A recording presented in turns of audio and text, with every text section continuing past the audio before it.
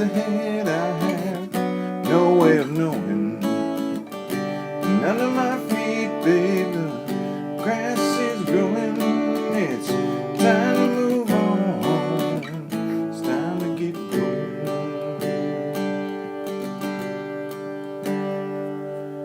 Hey, welcome everybody to this week's installment of Video Notes from Mr. Flugum's Physical Science class. This will be our last video notes of the year, you guys. And I know that probably breaks your hearts, but this is it. So these notes will go on page 61 in your science notebook. And just to see the note there on the screen, take notes on the stuff that's in red. So there's a lot of information in this PowerPoint, in this presentation. And so only really write down the stuff that you need to write down. Okay, otherwise it's going to fill up a page and more. So let's go ahead and get started. Alright, so compressional waves. We talked about these kind of last week, right? That's where the matter moves back and forth in the same direction. So a lot of times you see an example of a spring, right? Because you can really see it with a spring. And we'll demo this as well in class. And then sound is a good example of a compressional wave, you guys. And we'll talk more about that here in a second. Alright, so here's the important stuff. Here's stuff you got to write down, right? The parts of a compressional wave.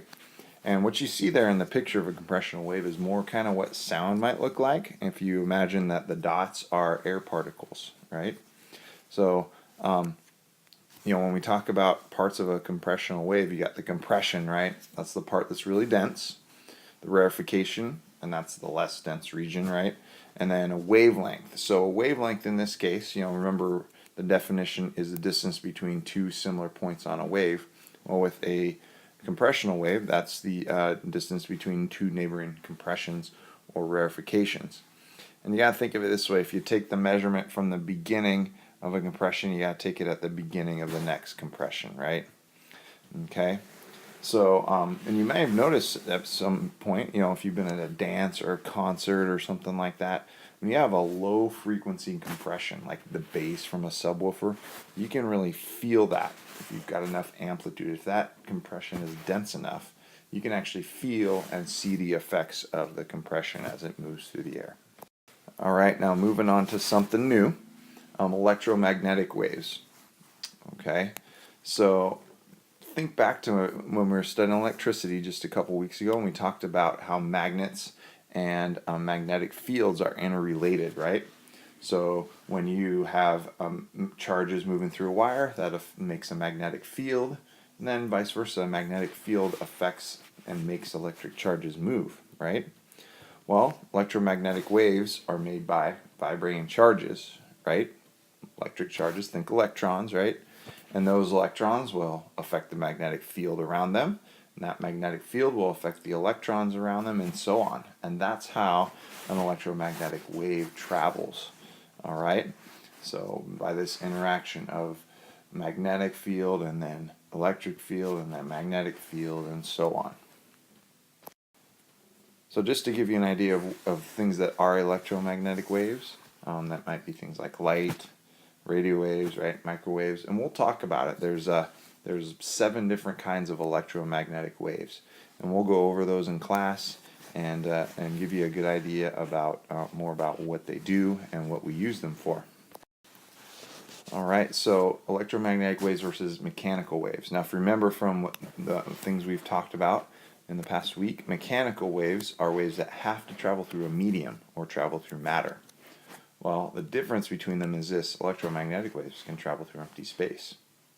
Okay, that's how the sun gets its energy here. That's how we communicate with things like space probes and things like that have been sent out into the solar system, is by electromagnetic waves. But one thing that's similar is the thing that a wave travels through affects its speed. So, for example, electromagnetic waves travel faster through empty space than they do through water. Okay. And sound waves travel faster in water than they do through the air. And it all has to do with the matter that is around them, right? The reason a sound wave travels faster in the water is because the molecules in a water are much closer together. So those compressions can have an effect, and the energy can move those particles and compress them much faster than they can in air. Alright, well here's where things can get a little bit tricky and hard to understand. It's called wave-particle theory. So electromagnetic waves, things like light and stuff like that, can act like particles, or they can act like waves.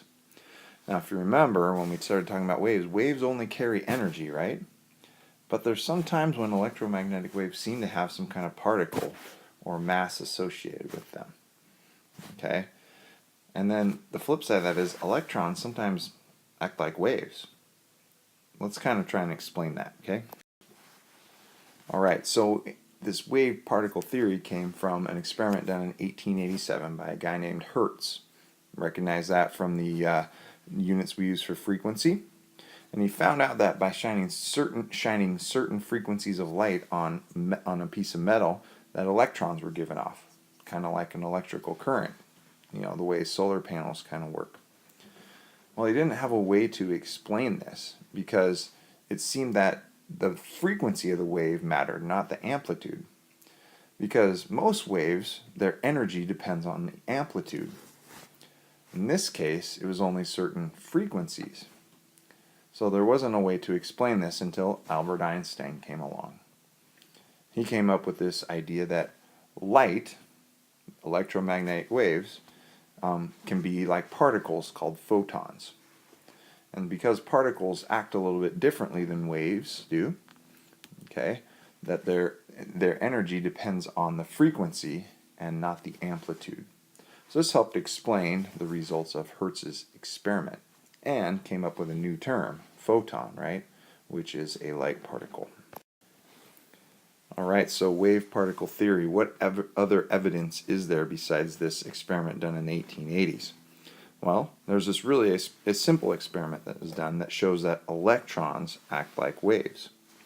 So what you do is this, you take some light and you shine the light at a black piece of paper that doesn't let light shine through it, except there's two slits in it.